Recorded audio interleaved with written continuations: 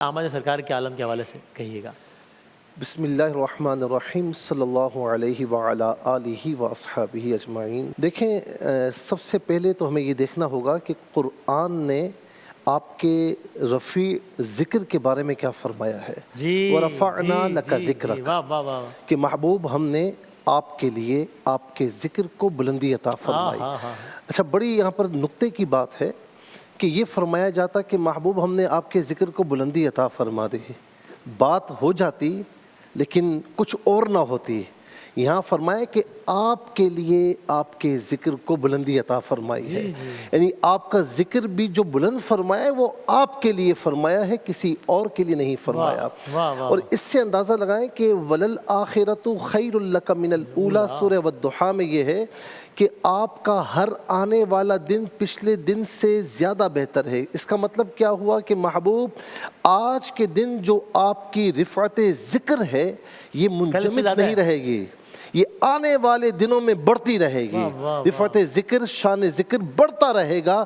اب آپ دیکھ لیں کہ بچپن سے لے کر آج تک آپ نے دیکھا ہوگا کہ جتنا حضور نبی کریم علیہ السلام کی شان بیان ہوتی تھی آج اس سے زیادہ ہو رہی ہے، اور آنے والی نسلیں دیکھیں گی کہ یہ رفعت ذکر بڑھتا رہے گا۔ کیوں نہ ہو کہ خدا ہے میرے نبی کا ذاکر، یہ ذکر کبھی نہ ختم ہوگا، ازل سے میرے نبی کی محفل سجی ہوئی ہے، سجی رہے گی۔ اور یہاں پر یہ جو ورفعنا لک ذکرک ہے نا، اس میں جبرائیل علیہ السلام سے پوچھا آقا علیہ السلام نے، حالانکہ وہ جانتے ہیں کہ میری رفعت ذکر ہے کیا، فرمایا کہ پوچھ کر آؤ کہ میری رفعت ذکر کیا ہے، ہمارے لیے ہمارے ذکر کو کس طرح بلند فرمایا۔ تو دو یہاں پر روایت ہمیں ملتی ہیں، ایک تو یہ ہے کہ جعلتک ذکرا من ذکری، محبوب آپ کی رفعت ذکر یہ ہے کہ میرے ذکر میں نہیں، آپ کے ذکر میں میرا ذکر پوشیدہ ہے، یعنی جو آپ کا ذکر کرتا رہے گا تو گویا کہ اس نے آپ کا بھی ذکر کیا اور میرا ذکر بھی کیا۔ دوسری روایت ہے کہ اذا ذکرت ذکرت معی، محبوب آپ کی رفعت ذکر یہ ہے کہ جہاں جہاں جس جس وقت جس جس لمحے میرا ذکر ہوگا وہاں وہاں تیرا بھی ذکر ہوگا۔ تو یہ رفعت ذکر سے کوئی محروم نہیں ہے، نہ ہونا چاہیے۔ صحابہ بھی یہ کرتے رہے، ہمارے اسلاف بھی کرتے رہے۔ ہاں اتنا ضرور ہے کہ کچھ کی آواز بہت اچھی ہوتی ہے، وہ میڈیا پر پڑھتے ہیں، محافل میں پڑھتے ہیں، لوگ پسند کرتے ہیں۔ اب جس کی آواز اچھی نہ ہو تو اس کا بھی حق ہے کہ وہ بند کمرے میں پڑھ لے، یہ کم از کم کر لے، اور اگر نعت نہیں پڑھ سکتا تو درود پاک پڑھ لے، یا ایھا الذین آمنوا صلوا علیہ وسلموا تسلیما۔ اس سے بڑھ کر رفعت ذکر اور کیا ہوگی۔ دوسری بات جو آپ نے فرمائی کہ آمد مصطفیٰ کے حوالے سے بڑی پیاری بات ہے۔ بات یہ ہے کہ حضور نبی کریم علیہ السلام کی آمد ہو رہی ہے۔ حضرت عبد المطلب رضی اللہ تعالیٰ عنہ اس سے پہلے ایک خواب دیکھتے ہیں کہ ایک درخت ہے، نورانی درخت ہے، اور جس کی شاخیں پورے مکہ مکرمہ میں ہیں، اور جہاں جہاں وہ شاخیں ہیں دروازہ کھلتا چلا جا رہا ہے گھروں کا۔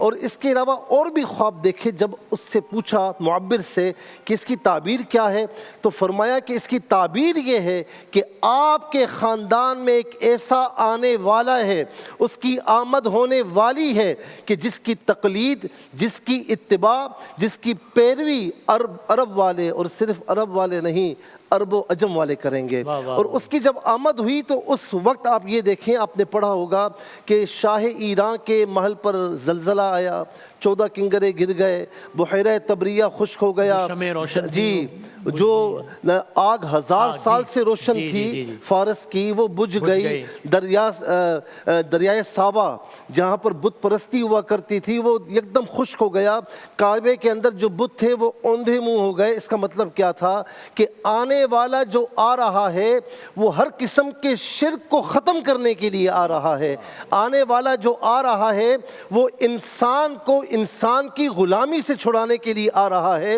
آنے والا جو آ رہا ہے وہ دوسروں کے سامنے جھکانے کے لیے نہیں، ایک اللہ تبارک و تعالیٰ کی توحید کے علم کو بلند کرنے کے لیے آ رہا ہے۔ اور ایک بات یہ ہوئی تھی نور حسی اور نور معنوی کے حوالے سے مفتی صاحب نے بڑا پیارا کلام فرمایا، اور ظاہر ہے کہ جب ایک عالم دین کلام کر رہا ہوتا ہے مختلف نکات جو ہے وہ ذہن میں آتے ہیں۔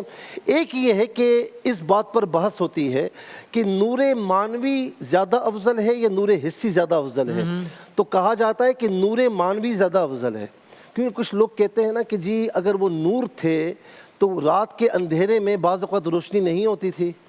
صحیح ہے، نور کی تو روشنی ہونی چاہیے.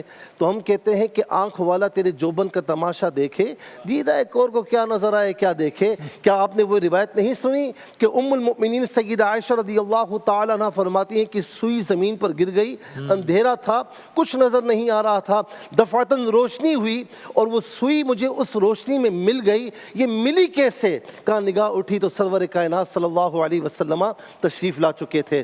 اب نور حسی ہے، نور معنوی ہے. یہاں پر ایک اعتراض یہ بھی آتا ہے، میں کہتا ہوں جبرائیل علیہ السلام بارہا میرے نبی کے پاس آئے تو کیا روشنی ہو جاتی تھی؟ فرشتے ہر وقت موجود رہتے تھے، کیا روشنی ہوتی ہے؟ نور معنوی زیادہ افضل ہے نور حسی سے. لیکن یہاں پر علماء یہ فرماتے ہیں کہ نور حسی ہو یا نور معنوی ہو، یہ سب نور محمدی علیہ السلام کا صدقہ ہے. اسی لیے علامہ عبد الرحمن جامی فرماتے ہیں کہ وصلی اللہ علی نور کزو شد نورہا پیدا، زمی از حب او ساکن فلک در عشق او شہدا. اگر نام محمد نہ یاورد شفیع آدم، اللہ اکبر، نہ آدم یافت توبہ، نہ نو از گھر کے نجینا، نہ ایوب از بلا راحت، نہ یوسف حشمت و جاہت، نہ عیسیٰ آم مسیح دم، نہ موسیٰ آ ید بیدا. کیا کہنے، واہ واہ واہ واہ، سبحان اللہ سبحان اللہ، کیا کہنے کیا کہنے.